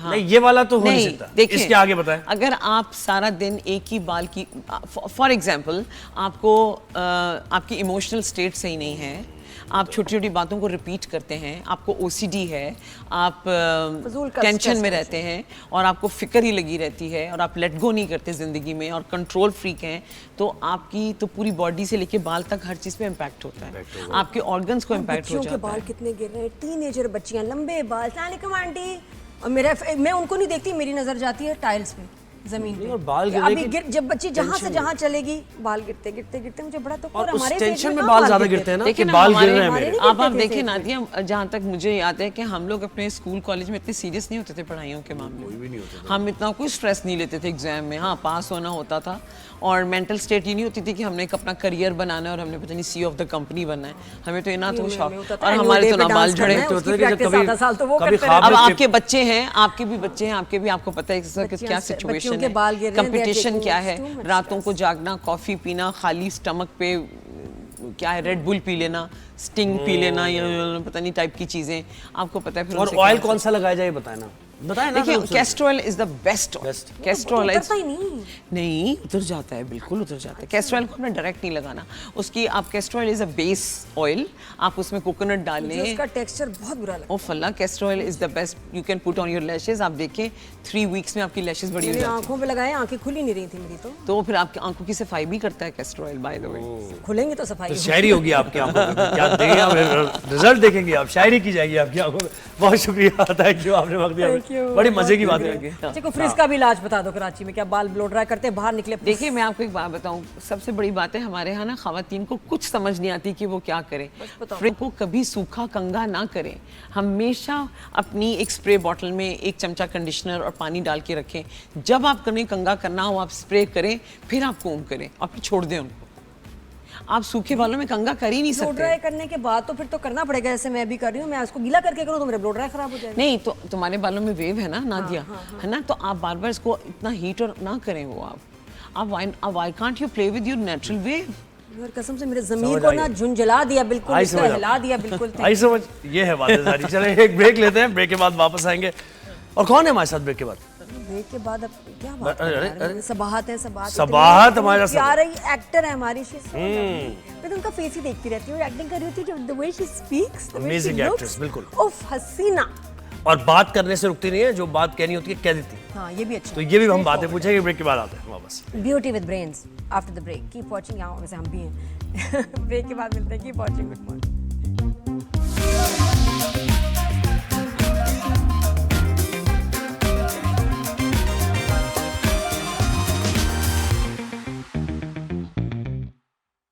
जी welcome back after the break. और सबाहत बुखारी है जी आज हमारे साथ एंटरटेनमेंट सेगमेंट में। मुझे बड़ी प्यारी लगती है, शी इज़ वेरी टैलेंटेड और बिल्कुल रिवर्स एजिंग जो है ना इनका मैकेनिज्म चल रहा है। हर साल और खूबसूरत और प्यारी होती जा रही है। इनसे इनकी ब्यूटी रेजिम के बारे में भी पूछेंगे और साथ में ये जो बड़े मजे की वीडियोस भी बनाती है ना, बेहतरीन they're वीडियोस। hilarious। और ये ट्रांजिशन जो हुई है पीटीवी से लेके, और ये प्राइवेट मीडिया और अभी तो सोशल मीडिया, तो ये सब इन्होंने देखा भी है। सब नहीं और कर observe पाते, आसान नहीं होता। You need to be very bold ऐसा स्विच करने के लिए, वरना लोग घबराते हैं, डरते हैं, नहीं मेरा कंफर्ट जोन ये वो, बट ये एक्सपेरिमेंटल है। और एक्ट्रेस तो शानदार है, जबरदस्त एक्टिंग, क्या बात है। अस्सलाम वालेकुम, गुड मॉर्निंग सवाज जी, कैसे हैं आप?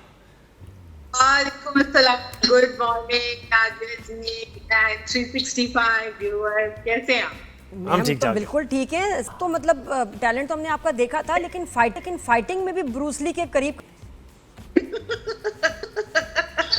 नादिया जो आजकल हालात चल रहे हैं ना, तो उसमें जरूरी है ये सब कुछ। तो you actually know how to fight, action वैक्शन सेल्फ डिफेंस आता है, सीखा है, या ये ऐसे ही बस था? नहीं, थोड़ा acting। बहुत सीखा है। कितने लोग इससे मुतासिर हुए हैं? बचपन में तो काफी सारे थे, स्कूल में तो बहुत सारे लड़कों ने मार खाई थी, लेकिन बड़े होने के बाद मैंने ज्यादा कोशिश नहीं की किसी को मारने की। अच्छा, तो ये बात किससे, बाकी कोई फॉर्मल ट्रेनिंग भी ली इस तरह सेल्फ डिफेंस फाइटिंग की, या यूट्यूब से देख के? नहीं, मैंने सीखा था स्कूल के जमाने में, थोड़ा सा मैंने कराटे वराटे सीखने का शौक था, और वो वैसे बीच में छोड़ दिया था, लेकिन ये कि थोड़ा बहुत जो उसके टैक्टिक्स होते हैं वो आते हैं। नजर आ रहा है वीडियो में, जिस तरह मैंने देखा ना, मैंने कहा ये तो बड़े प्रो कॉन्फिडेंट मूव्स हैं, ये ऐसे नहीं उठ के ऐसी वीडियो बना ले, इनको पता है। बस बहुत से सवालात मैंने हज़फ कर दिए, ये जान के ध्यान से। मैंने बहुत से सवालात अपने माइनस कर दिए। ये बहुत जरूरी होता है, सवाल मैसेज पहुंच जाए सही जगह। नहीं फर्क पड़ता है नहीं, सवाल। आप कर सकते हैं। अच्छा, तो ये स्विचिंग जो है सारी पीटीवी से, ये वाले ड्रामास जो अभी कमर्शियल आजकल चल रहे हैं, फिर अब यूट्यूब पे भी इस तरह की वीडियोस, तो यू एम्ब्रेस द चेंज। आपको डर नहीं लगता कि यार मैं चेंज जिस तरह चल रही है दुनिया में उस तरफ जाऊं, ट्रेंड को जो है उसको भी फॉलो करूं? अच्छा, यही है नादिया मेरे ख्याल से। देखिए, सब लोग जो है, अब हर कोई जो है वो कुकिंग वीडियो और पॉडकास्ट और गेस्ट और शोबिज की पर्सनालिटीज जो इंटरव्यू करना, ये सब कुछ तो नहीं करना ना सबने, थोड़ा सा चेंज भी होना चाहिए। नहीं बिल्कुल। और लेकिन ये होता है ना कि हम बुशरा आपा, आप मैं, हम लोग जब भी कुछ इस तरह की कोई मजे की चीज करते हैं तो लोग पसंद करते हैं, और एक तरफ से वो भी एक होता है पार्ट, एक ग्रुप होता है जो कि ओहो अपनी एज देखो, इतना मेकअप, एज देखो, ऐसी बातें, ऐसा ड्रेसअप, ऐसा एक्शन, ये क्या मसला है? लेकिन मेरे कान बंद है और मेरे ब्लाइंडर्स ऑन है, तो आई डोंट केयर। क्या बात है, ये स्ट्रेटजी अच्छी है। एज का ड्रेसअप, एज का एक्टिंग, वीडियोस, इससे क्या ताल्लुक है? कोई ताल्लुक नहीं है, बिल्कुल भी। जो आपका दिल करता है वो आप करें, और दुनिया का काम है बोलना, अगर वो बोलेगी नहीं तो वो जिएगी कैसे?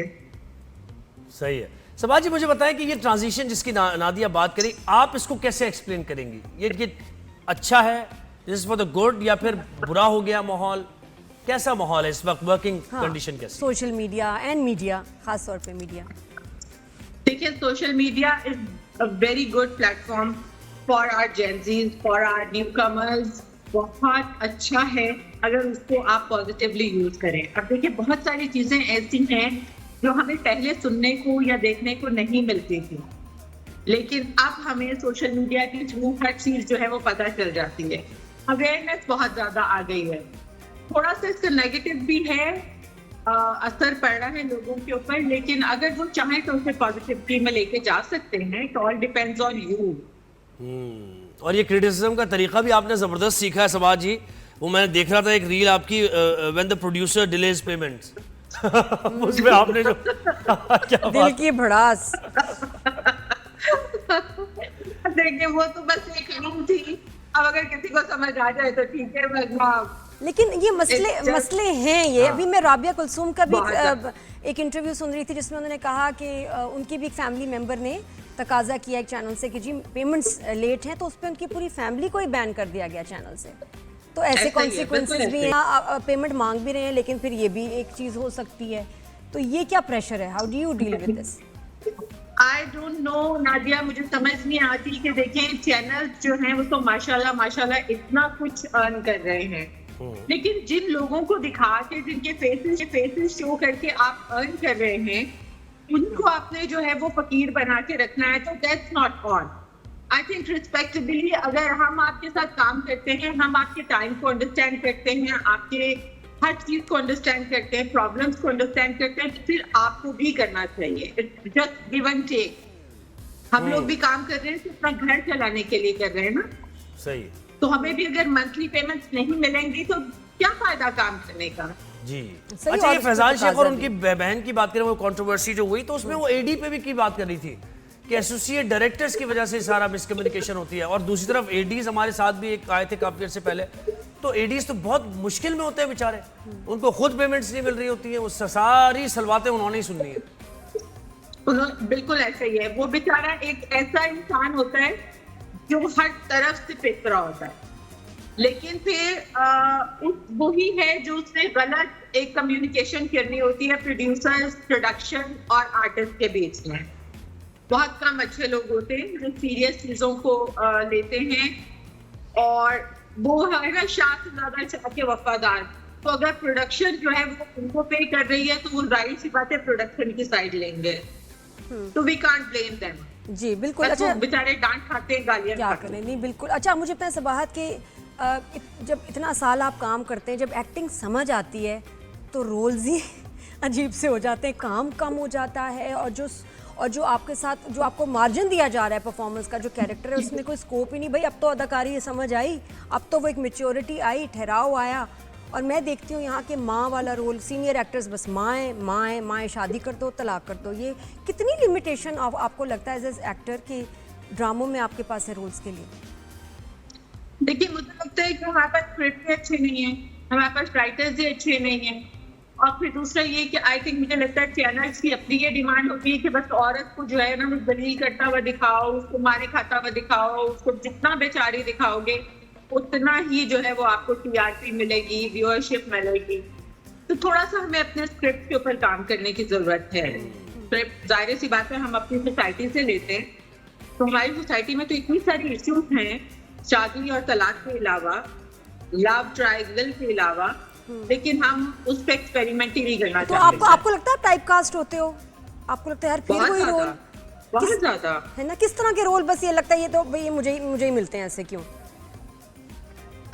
मुझे ज्यादातर नेगेटिव मिलते हैं, और मुझे मतलब मैंने शायद कहीं कह दिया था कि मुझे नेगेटिव कैरेक्टर करने में बड़ा मजा आता है, क्योंकि उसमें मार्जिन होता है बहुत ज्यादा कि आप अपनी चीजें जरा दिखा सकते हैं, अपने एक्सप्रेशन शो कर सकते हैं, थोड़ी आप जो कमीनगी है अपने अंदर की वो निकाल के ला सकते हैं। तो शायद के बाद से जो है उन्होंने एक ये ले कर दिया कि चलो इसको नेगेटिव ही बन दें। सही है। अच्छा सवाल जी, एक और बात बताएं, पहले तो दौर में रिहर्सल्स होती थी, पूरी कास्ट एक साथ मिलकर रिहर्सल हो रहे, अब आजकल तो ये हो रहा है कि हवाओं से भी डायलॉग बोले जा रहे हैं। एक्टर्स कह रहे हैं कि वो आपकी बात मैंने सुनी थी कि एक्टर्स कहते हैं बस आप जाएं, आपका हो गया, मैं अपने डायलॉग बोल। ये कौन सी एक्टिंग है ये? एग्जैक्टली वो मुझे नहीं पता, शायद वो उनकी कोई अपनी उन्होंने कोई ट्रेंड शो निकाला है, या वायरल होने के लिए कुछ इस तरह की चीजें होती हैं, या उनको शर्म आती है कि भाई मैं जिस तरह की एक्सप्रेशन दूंगी तो लोग मेरे ऊपर हंसे ना, या मेरी रीटेक होंगी तो लोग मुझे शायद बुरा कहें। Maybe that's the reason. I can't say anything, लेकिन ऐसा है। और पहली दफा जब ये सुना आपने, कैसा लगा आपको कि हैं ये क्या है? ये क्या बात है? हमारी पूरी टीम जो थी वो ऐसे देख रही थी एक दूसरे को कि है बहुत, लेकिन क्या करें, मजबूरी है। सही बात है। इस बात साथ में आपको लगता है कि हमारी इंडस्ट्री में जो की प्रॉब्लम्स हैं शूट के दौरान, एक्टर्स को, सीनियर एक्टर्स को क्या मसले मसाइल पेश आते हैं जिससे आप भी इरिटेट हो जाती हैं और कहती है बस दिल करता है कि मैं शूट छोड़ के चली जाऊँ? क्या चीज़ मिसमैनेज लगती है आपकी? मैनेजमेंट सही नहीं होती ना, जब कि आपको पता नहीं होता कि आपने क्या करना है। स्केड्यूल बना हुआ होता है बट आप उस स्केड्यूल को फॉलो नहीं कर रहे होते। तो कुछ ऐसा भी होता है कभी कभी सेट्स के ऊपर सीन जो है वो लिखे जा रहे होते हैं। हाँ। तो वो थोड़ा सा जाहिर सी बात है टाइम कंज्यूमिंग भी होता है और उसमें इरिटेशन भी होती है कि भाई मतलब जो स्क्रिप्ट लिखा हुआ है तो आप पहले पढ़े ना उसको। हमारे कंटेंट वाले जो हैं वो क्या कर रहे होते हैं, उनको पहले पढ़ना चाहिए, उनको करेक्शंस करनी चाहिए। हम सेट के ऊपर बैठ के हमारा डायरेक्टर या हमारा राइटर जो है वो क्यों उसको करेक्ट करना होता है। जी बिल्कुल। एक बात, एक और बड़ी एक इम्पॉर्टेंट बात थी जिससे मुझे काफ़ी तकलीफ ही होती है, मैं काफ़ी अरसे से देख रही हूँ। एक तो आपको जब शूट पे आप आते हैं, आपको दोपहर का खाना क्रू आर्टिस्ट सब ने खाया, शाम को एक चीज़ होती है, अब रहना टीम ने 11 बजे तक, 10 बजे पैकअप, कभी उससे भी ज़्यादा, और आपकी एक रिफ्रेशमेंट आती है, ठीक है ना जी। रिफ्रेशमेंट का एक बजट होता है, टेक्निकल स्टाफ के लिए कितना होता है और एक्टर के लिए कितना होता है? मेरे ख्याल टेक्निकल लोगों के लिए 100 रुपये, 100 रुपये, 50 रुपये है शैली। अच्छा, उसमें लोगों को असल में हम क्या खाना है? प्रोडक्शन जो है वो उनको शायद इंसानों की तरह ट्रीट नहीं कर रही होती। थोड़ा सा ये है बिल्कुल। उनको समोसों पे और ज्यादा से ज्यादा उनको कोई मिठाई या कोई जूसेस वगैरह के ऊपर टरका दिया जाता है।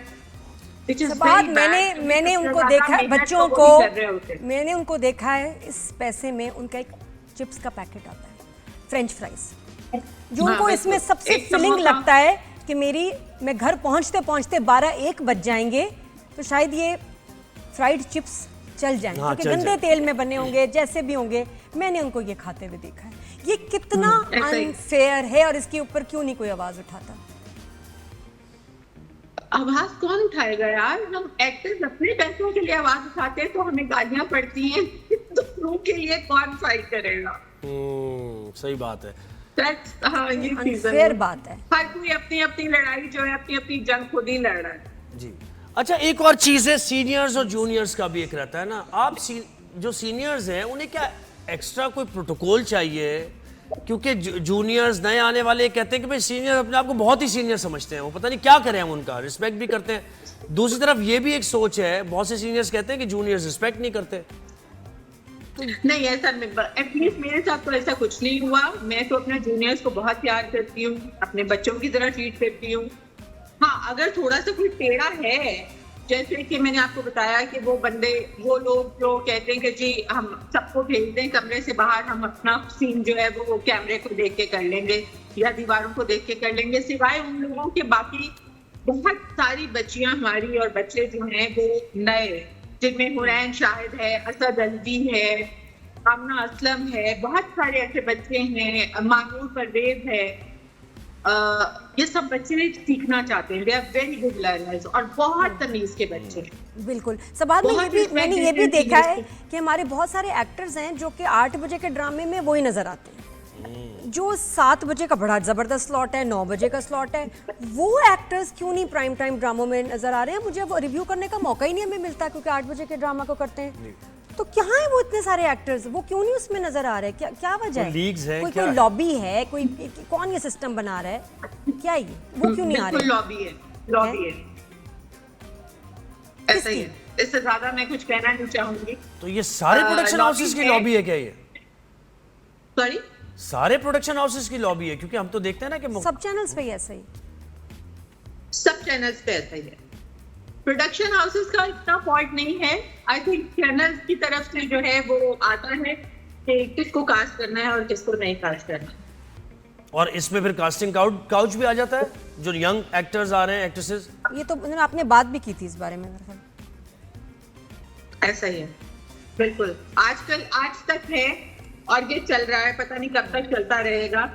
और कास्टिंग काउच जो है ये तो एक फैक्ट है, रियलिटी है। और हर प्रोफेशन में है I don't- Sabahat, her profession में, हर ही फील्ड नहीं, में। लेकिन काम तो मुतासिर हो रहा है सबाज जी इससे। कास्टिंग काउच के जरिए अगर कोई आ रहा है तो इसका मतलब है कि वो ऐसे जरिए से आ रहा है कि जहां उसने वो मेहनत नहीं की है, और जो मेहनत नहीं, करके देखिए ना, अब अच्छे घर के जो बच्चे बच्चियां हैं वो या जो टैलेंटेड हैं वो तो अपने टैलेंट पर आ जाते हैं, लेकिन अगर कोई टैलेंटेड नहीं है और उसकी इतनी कोई पावर और सोर्स नहीं है तो फिर उसको जो है वो ये सब चीजें नेगेटिव चीजें को करनी पड़ेगी। आई थिंक ये बड़ा ज़रूरी है बच्चों का भी ना स्ट्रांग होना। जब आप शुरू में जाते हैं ना और कहते हैं कि जी मेरे घर में बड़े मसले हैं, मैं जी बड़ी जिम्मेदारी है, मैं कमाने आई हूँ, तो बस सामने वहीं से वाला कहानी शुरू। हमदर्दी नहीं, वो Exploit कहता है करता ओके अब मेरा ये शिकार सामने आ गया, वो फिर आपकी कमजोरी का उठाएगा फायदा। अगर आप आएंगे ही ना जरा Exactly. कॉन्फिडेंस से, हाँ जी मैं बस ट्राई करने आई हूँ, maybe you know I like it, maybe I like it, exact, तो सामने बिल्कुल, वाला बिल्कुल, कहेगा कि यार उस तौर पे। मैं तो लेकिन इसको ये लड़कियों के साथ ही नहीं है, सिर्फ मजबूर नहीं। नादिया, ये लड़कों के साथ भी है आजकल तो। हाँ अच्छा लड़कों के साथ भी लड़के सैलून ज्यादा जा रहे हैं ना आजकल। चाहे वो अपनी रील्स डालते हैं यार खूबसूरत बनने के लिए, हमारे मसाज है, हमारे एवरीथिंग, तो वो फिर सबाहत ऑन सीरियस नोट, लड़के और या मेल एक्टर्स वो कैसे एक्सप्लॉइट होते हैं, न्यू कमर्स?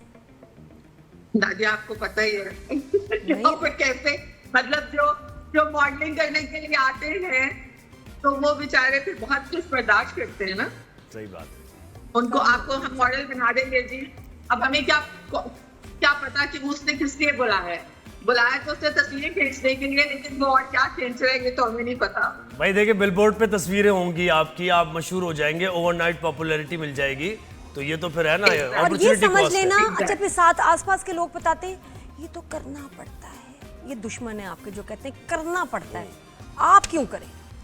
और जो जिन लोगों के असूल नहीं होते ना जिंदगी में, उनको चलो टाइम लगेगा कहीं पहुंचने में, लेकिन इज्जत से पहुंचे। देखिए मैं इसीलिए कहती हूँ कि सोशल मीडिया एक ऐसा प्लेटफॉर्म है कि जहाँ पर आप अपने टैलेंट को दिखा सकते हैं। फिर कोई अगर आपको अप्रोच करता है तो उसको वेरीफाई करें कि वो ऐसा बंदा है, कोई प्रोडक्शन का बंदा है, फिर आप डायरेक्ट प्रोडक्शन हाउस में फोन करें, वहां जाएं, थोड़ा सा आपको मेहनत करनी पड़ेगी।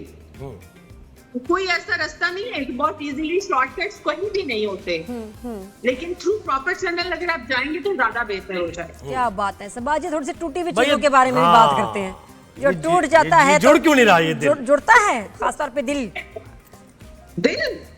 आपके ड्रामे की बात कर रहे हैं, टूटा हुआ दिल। नहीं दिल जुड़ता नहीं है। दिल जब एक बार टूट जाता है फिर वो नहीं जुड़ता। तो आप इसमें दिल तोड़ रही हैं जोड़ रही हैं, क्या एजेंडा मैं है? तोड़ ही रही हूँ मुझे तोड़ने का काम दिया गया। क्या बात है, तो तोड़ने का काम। एक्सपर्ट होगी। थोड़ा लेके जो है ना वो बिल्डिंग में तोड़ा होता है। जितना आप समाजी रिवर्स जा रही है ना, तो आप दिल तोड़ ही रही हैं, यकीनन अभी तक तोड़ रही हैं बहुत से। और दो बहुत प्यारे एक्टर्स और बच्चों के साथ आप काम कर रही हैं, आगा अली, नाजिश, जहांगीर, कैसा एक्सपीरियंस है? मैं am very fond of them, बहुत very nice. Aliagha is very good माशाल्लाह, बहुत humble. Nazish is also very pretty माशाल्लाह, बहुत तमीज वाली बच्ची। तो वही कह रही है ना कि बहुत सारे बच्चे बहुत तमीज वाले हैं, they know how to respect their seniors.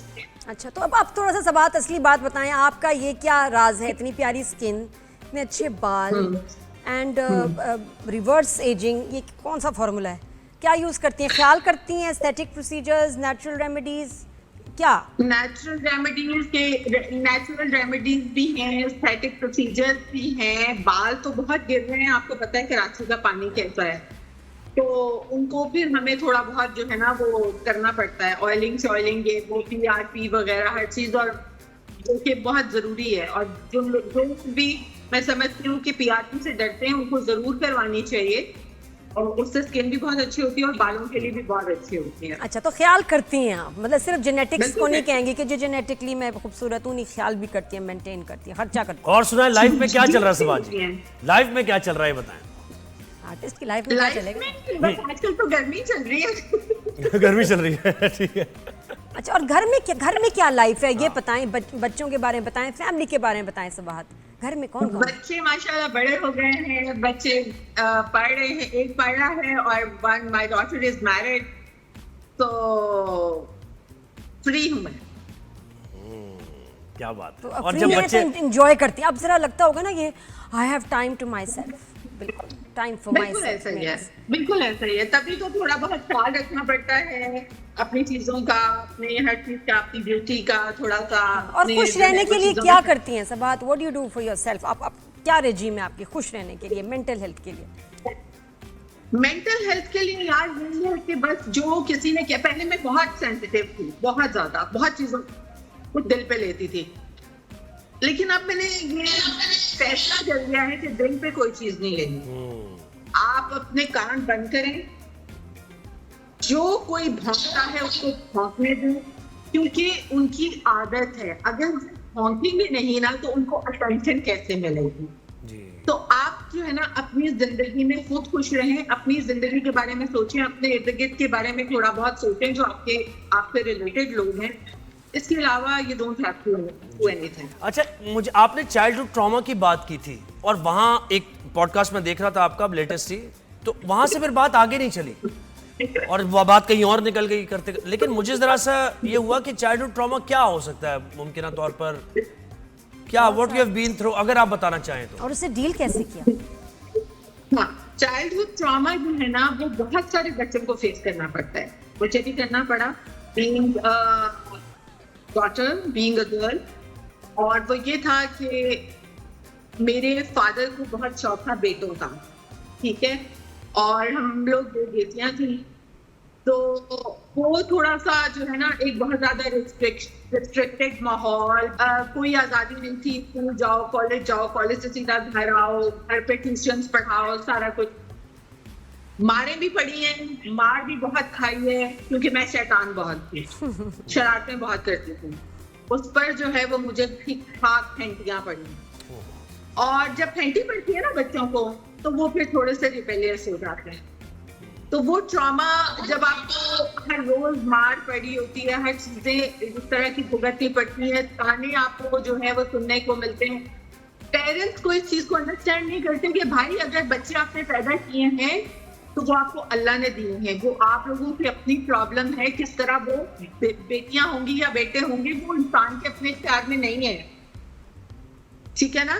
तो बस बीइंग अ डॉटर, वो जो ट्रॉमा था ना, बहुत बुरा ट्रॉमा था वो। और आपके साथ रहते हैं सबाहत, मुझे ये भी लगता है कि वो सारी जिंदगी मेनी है। टाइम्स ना चाहते हुए भी आप अपने पेरेंट्स के एक्शंस को मिरर कर रहे होते हैं, खास तौर पे उनके बिल्कुल। बोलने की जबान। आपको होता है बाद में यार ये मैंने क्या बोला है, क्योंकि आपने बचपन में सुना होता है कि तुम मर जाओ, जान छुटे मेरी, बिल्कुल। मर क्यों नहीं जाती, मर क्यों नहीं बिल्कुल, जाते, बिल्कुल। निकल जाओ घर से, दफा हो जाओ, यू आर लूजर, तुम तो बिल्कुल। पागल हो। और हम भी वही बातें दोबारा से ना चाहते हुए रिपीट कर देते हैं अपने बच्चों के साथ। फिर ये है कि उसके साथ फिर नादिया उसके साथ जो है वो, अगर आपकी कुछ ऐसे लाइफ में और क्राइसिस आए में हो, आपकी कुछ क्या कहते हैं जिसको, मैरिजेस ऐसी हो जो कि काम नहीं कर सकी, तो वो भी एक ट्रॉमा होता है। तो फिर वो सारा ट्रॉमा जो होता है ना उसको आपको हील करना पड़ता है। जब तक आप हील नहीं करेंगे ना उस वक्त तक आप फिर मेरे जैसे नहीं बन सकते। और हील आपने अब किया मैं लेट गो कहती हूँ, करके, यार भाड़ में जाए, आपने तो कहा हो हाँ गया, ये। वो हो गया। तो सब बात कैसे हील हुई कि आपने कभी थेरेपी, काउंसलिंग ली, which I really encourage now कि भाई जरूर होनी चाहिए। थेरेपी मैंने खुद अपनी की। एक दफा मैंने ट्राई किया था लेकिन उसमें कुछ हुआ नहीं, तो फिर मैंने बहुत सारी यूट्यूब के ऊपर वीडियोस देखी, टिकटॉक के ऊपर बहुत सारी वीडियो देखी, अच्छा, और फिर मुझे ये लगा कि यार किस तरह से अपने आप को हील करना चाहिए। तो मैंने बहुत 3 साल मैंने इसके ऊपर काम किया। चक्रास पे, हाँ चक्रास हाँ। पे हैं, ठीक है। या और फिर जाके फिर सबको माफ किया। जब आप माफ कर देते हैं ना, वो चीजें आपके जहन से निकलती तो नहीं है, लेकिन ऑब्वियसली फिर आप कोशिश करते हैं कि वो आपके दिमाग में काम डाउन हो ना जाते हैं। आप आए। बिल्कुल सही कह रही हैं, आप काम डाउन हो जाते हैं। मुझे इससे याद आ रही है एक काम फेमस डाउन हो एक्ट्रेस ही है पुराना, आपने जब ये बात की तो याद आ गई, उन्होंने कहा कि हमारे यहाँ भी ये माहौल था तफरीक लड़कों और लड़कियों में, तो वो कह रही है कि जब भी होता था खाना सर्व होता था तो मुर्गी की टांग जो है वो कहती है भाई के लिए। तो वो ये कह रही थी रोते हुए कि मुझे उस मुर्गी की टांग से आज तक नफरत है, मैं वो नहीं खाती।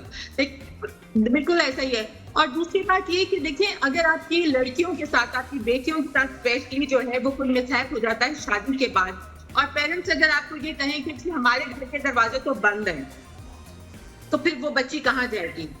ठीक है, तो ऐसा भी अगर मुझे मुझे ये फेस करना पड़ा, और हमारे इस वक्त जिंदगी में बहुत सारी बच्चियां ऐसी हैं जिनको फेस करना पड़ता है, तो फिर वो फाइट अकेले जो करना होता है ना, वो भी आपको जिंदगी के बारे में बहुत कुछ सिखाता है। वहां भी वो भी एक बहुत बड़ा ट्रॉमा है। तो मेरी ये रिक्वेस्ट है सारे पेरेंट्स से कि, और भाइयों से भी, स्पेशली भाभियों से भी, कि जाहिर सी बात है वो भी लड़की हैं, उनकी भी आगे बच्चे होते हैं, बच्चियां होती हैं। कभी भी अपनी बहन को या अपनी बेटी को ये मत बोलो कि तुम हमारे घर के दरवाजे तुम्हारे लिए बंद हो गए हैं और वापस कभी इधर मत आना, मर के आना। तो बस ये चीजें हैं, अगर थोड़ी बेहतर हो जाए तो हमारी सोसाइटी में बात कोई लास्ट में मैसेज भी दें, स्पेशली इन सिंगल मदर्स को, इन सिंगल फादर्स आल्सो, जिनके लिए अभी एक, क्योंकि ये तो हम रोक नहीं सकते, इतनी डिवोर्सेस बढ़ गई हैं, और या तो माँ अकेले बच्चों को पाल रही है या बाप, तो उसमें उनको कैसे हौसला देंगे जिनके आगे अब ये चैलेंज है, एक पहाड़ जैसी जिंदगी और बच्चे और उनकी तरबियत अकेले? नादिया, मुझे लगता है कि माँ जो है ना, वो अकेली बाप भी बन जाती है, माँ भी बन जाती है, और वो सारा खानदान बन जाती है। बाप जो है ना, वो थोड़ा सेल्फिश होता है, और मैं ये समझती हूँ कि हमारी जो औरतें हैं वो बहुत बहादुर हैं, बहुत बहादुर हैं, और वो हर किस्म के चैलेंज को फेस करना जानती हैं, अपने बच्चों को प्रोटेक्ट करना भी जानती हैं। अब थोड़ा सा चीजें कोर्ट में जब चली जाती हैं तो वो थोड़ी सी खराब हो जाती हैं, लेकिन ये कि फिर भी उसके लिए खवातीन फाइट कर रही हैं और करती हैं। तो बस थोड़ा सा पेशेंस, और अल्लाह के आगे आप जो है ना, वो सारी, जाहिर है वो तो हर चीज जानता है, वही आपके लिए रास्ते निकालेगा। हस्बुनल्लाह व निअमल वकील, उससे बेहतर तो कोई और है ही नहीं। सही बात। तो थैंक यू। बस अल्लाह से अपना रो के दुआ करते रहें। बिल्कुल पॉजिटिव माइंडसेट भी, जिंदगी में सबके चैलेंजेस है, अब या तो रो के गुजार लो या हंस के गुजार। हमने चूज किया कि हंस के गुजारेंगे। अगली आपके साथ जो हमारी नशिश होगी वो स्टूडियो में होगी, और फन लविंग हम जरा बातें मजे की होगी। जितनी आप खूबसूरत हैं ना दिखने में, उतने अंदर से आपका दिल और आपकी सोच बहुत खूबसूरत है, बहुत पॉजिटिव है। I could feel your energy, the aura right here. अब देखिए, नादिया ने सोच की बात की, मैंने बहुत खूबसूरत लगा दिया, मैंने बचते बचाते काम किया। बहुत शुक्रिया आपने मांग कुछ है आप में ना, आपका बड़ा मैग्नेटिक और है, बड़ा पॉजिटिव, ऐसे हमेशा खुश रहे। So much, Nadia. Thank you. God bless you. God bless you. और अल्लाह मियां आपके लिए भी और हम सब के लिए बहुत सारी आसानियां करे। आमीन। Thanक you so much. Thank you Sabaz. ये थी सबाज, क्या बात है, व्हाट अ ट्रीट, बड़ा मजा आया चले बात करके। अब हमें क्लोजिंग कर दी है, कल इंशाल्लाह आपसे मुलाकात होगी। फीडबैक अपना देते रहिएगा। नादिया और ज़ुहैब को दीजिए इजाजत। अल्लाह हाफ़िज़।